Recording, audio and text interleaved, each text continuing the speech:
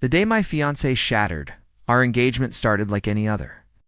I was fixing breakfast, thinking about names for the twins we'd just announced to family when she walked in, pale but determined. "I need to tell you something," she said, voice trembling but eyes unnervingly steady. I put down the spatula, already sensing it wasn't good. She took a deep breath. "These twins, they're not yours. They're Chris's. I'm going back to him where I belong." The words landed like ice water down my spine. Chris, her ex. The one she'd sworn was ancient history. One she called a lesson learned. Now suddenly, he was the father of the children I'd been preparing to raise. I stared at her, waiting for her to laugh, to say it was a cruel joke. But her chin lifted defiantly, like she was proud of her honesty. "You're serious?" I said flatly. "Yes." She crossed her arms, bracing for me to explode. "I don't love you the way I love him. He's always been the one." I thought I could move on, but when I found out I was pregnant, something inside me snapped, but not in the way she expected. I didn't yell, didn't beg. Instead, I let a slow, calm smile spread across my face. "Oh," I said, "then I wish you luck." Her brows furrowed. "What? That's it? You're just letting me go? Why would I fight for someone who already chose someone else?" I asked, my tone cold but even. "If Chris is where you belong, then by all means, go." Her confidence wavered. She'd expected drama, fireworks, maybe even a scene she could later paint as me being controlling or toxic. Instead, I gave her nothing, just quiet detachment. I turned back to the stove, flipped the eggs, and added, "Don't forget your things. I'd hate for you to leave anything behind." She stood there for a moment, speechless, before storming out with her phone clutched in one hand. I didn't chase her. I just listened to the door slam shut, then plated my breakfast like it was any other day. But as I sat down, my mind churned, not with heartbreak but with clarity.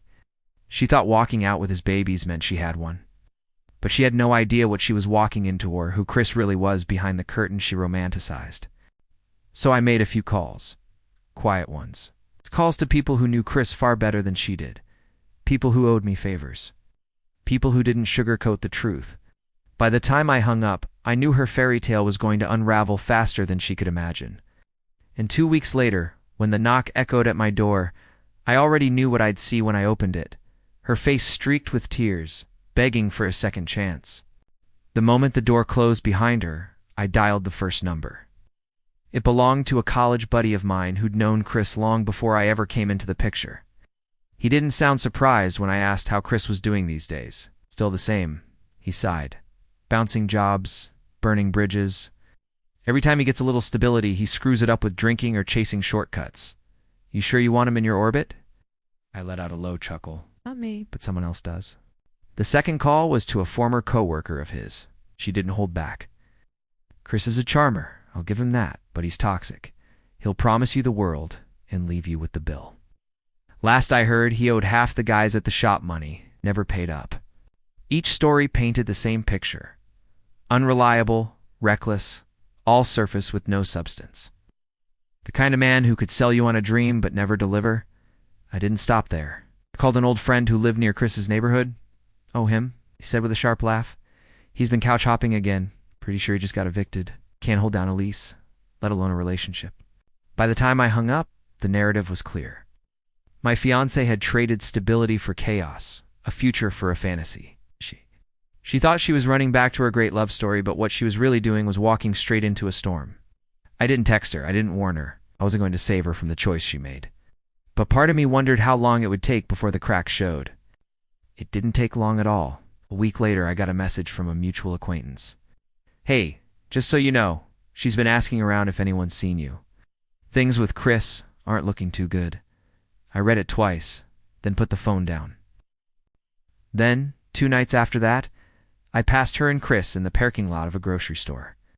She was carrying a bag, belly heavy with the twins, while he walked ahead, scrolling through his phone.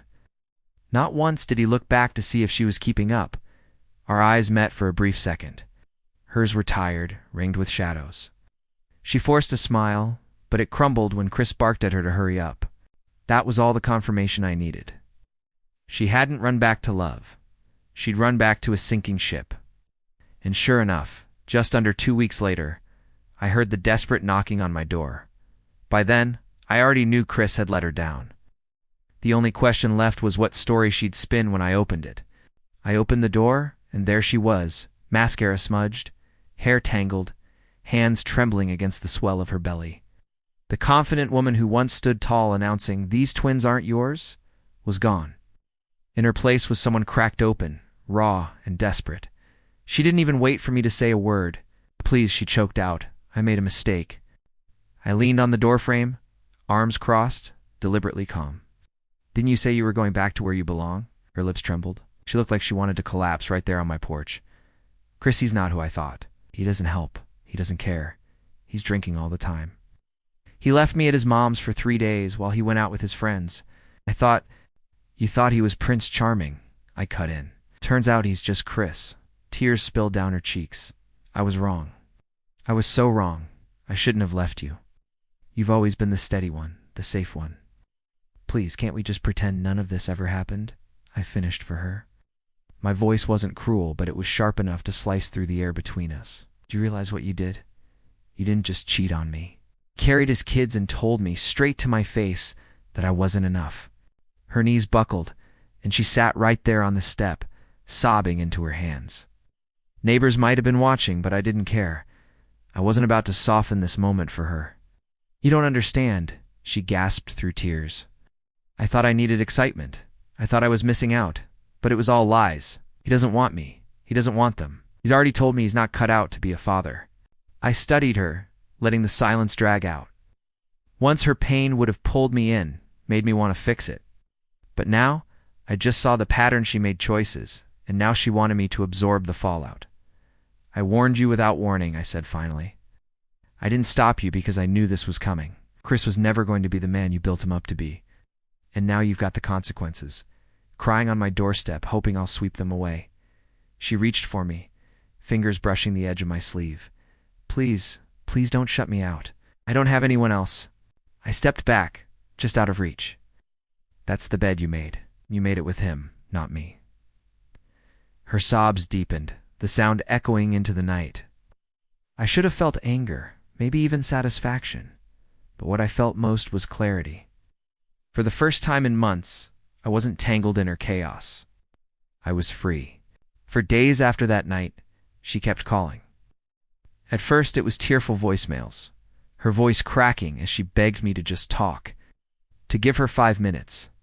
Then came the long texts, paragraphs that swung between apologies and declarations of love, as if the weight of her words could erase the reality of her choices. I didn't answer, not once. Instead, I poured my energy into myself. I hit the gym harder, stayed late at work, reconnected with friends I had pushed aside during the relationship. I felt lighter than I had in months, maybe years.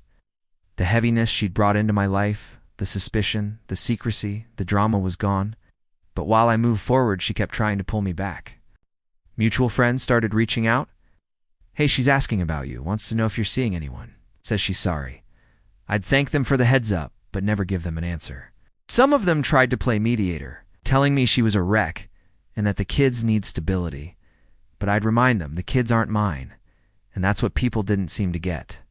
It wasn't just betrayal, it was a line crossed so deep there was no walking back. She had chosen another man, another family, and she wanted me to pick up the broken pieces after it all imploded. One evening, I ran into her best friend at the grocery store. She leaned against her cart and shook her head at me.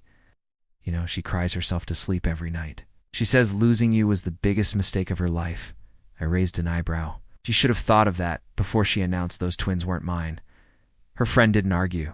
She just sighed. "You're colder than I expected." "Not cold," I corrected. Clear. Still, the rumors reached me. Chris had already bailed gone without a word, leaving her scrambling for rent. Dealing with pregnancy appointments alone, some whispered he'd skipped town. Others claimed he'd already latched onto someone else. Either way, he wasn't around. And that's when she tried the last card she had left.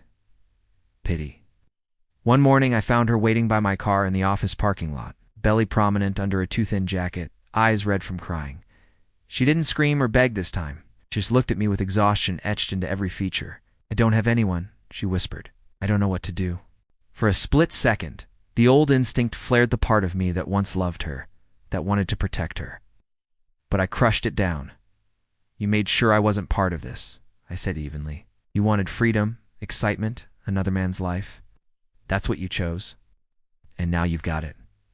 Her shoulders slumped, as though my words carried more weight than any insult could. I got into my car, shut the door, and drove away. For the first time in a long time, I didn't look back. The week after that parking lot encounter, news of her situation spread through our circle. Not because I broadcasted it, but because reality has a way of leaking. Friends who had once kept their distance started sharing bits and pieces of what was happening. Chris had vanished completely, leaving her scrambling for rent and prenatal care. She'd tried calling him, showing up at his apartment, even reaching out to mutual friends for help. No one answered. Meanwhile, I focused on my own life. Work, gym, and friends occupied my days.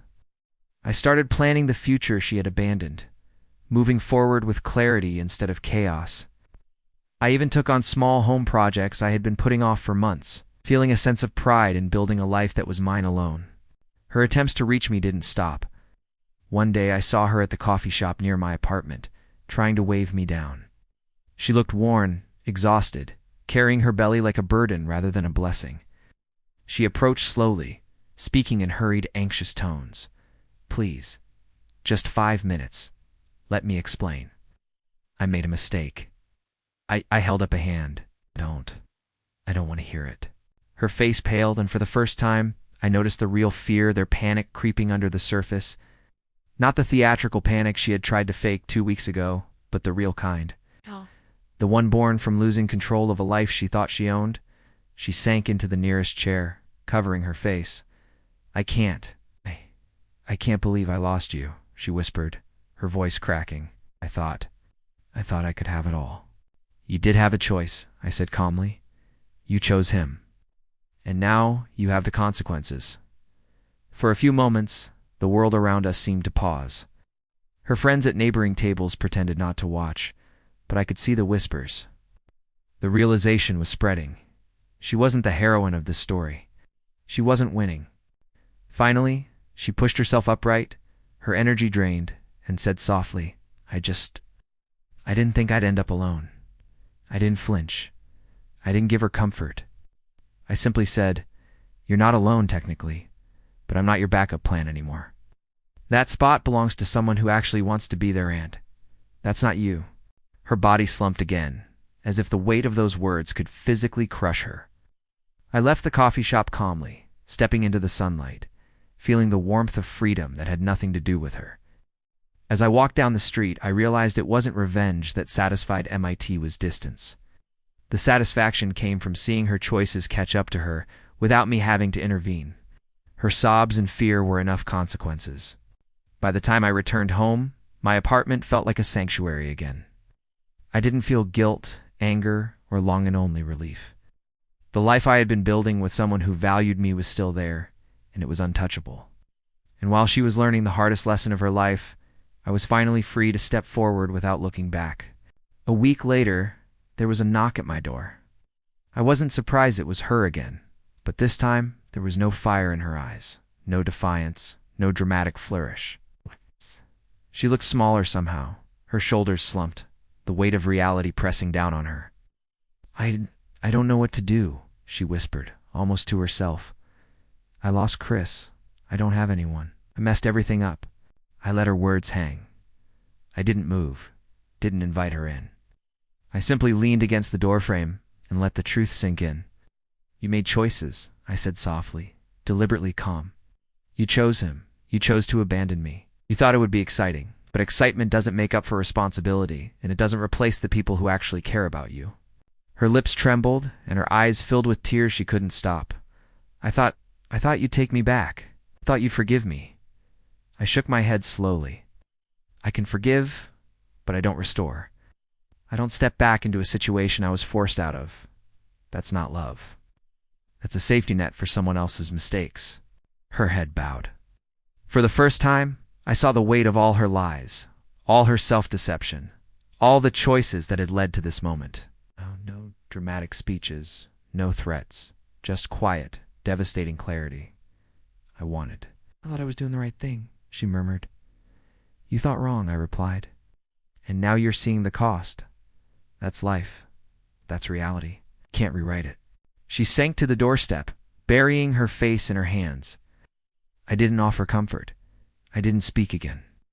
The silence was heavy, final, and then I stepped away, closing the door behind me. Not in anger, not in triumph, but in peace. Peace that came from knowing I had walked away from chaos and chosen myself. Over the next few months, I rebuilt routines I had neglected, invested time in friends and work, and prepared for the life I was actually meant to have. No drama, no manipulations, no toxic reversals, just clarity and forward motion. Word filtered back from mutual friends. She had tried to piece her life together, but without Chris, without support, without the control she craved, she was alone. And perhaps finally, she was learning the hard truth. Choices have consequences, and the people you push away don't always wait. As I sat on my balcony one evening, sipping coffee, I thought about the day she told me the twins weren't mine, about the disbelief, the sting, the anger that had surged through me. And now, months later, I felt nothing but relief. Relief that I hadn't acted rashly, that I hadn't let heartbreak define me, and that I had walked away from a storm I didn't need. She had her lesson. I had my life. And in the quiet after the chaos, I finally understood that the real victory wasn't in proving her wrong. It was in reclaiming myself. The door to my past was closed. The future, bright and untouchable, lay ahead. If you've made it this far, go ahead and hit the like button, subscribe, and share your thoughts in the comments.